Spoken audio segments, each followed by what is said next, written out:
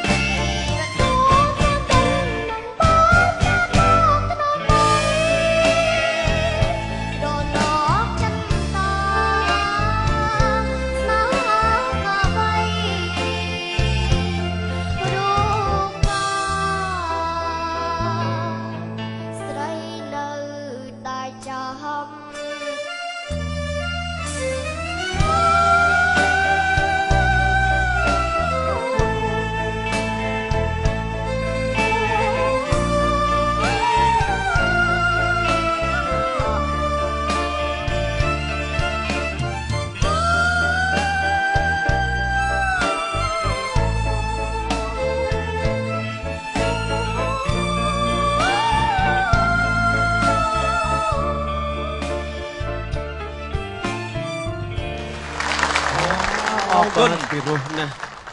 มุสลิมอกสุบานรีรุ่นโลกดูจัดสู้บ้า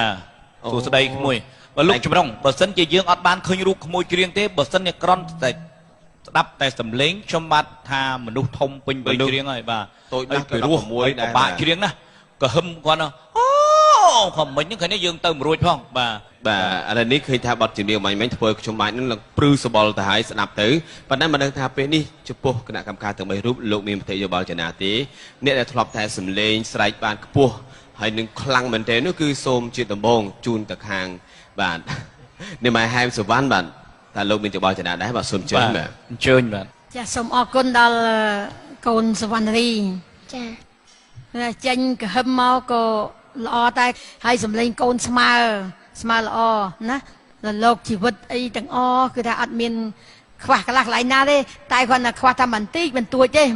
มันបាច់ឲ្យអ្នកគ្រូបង្ហាញទេអាចដឹងខ្លួនឯងដូច្នេះ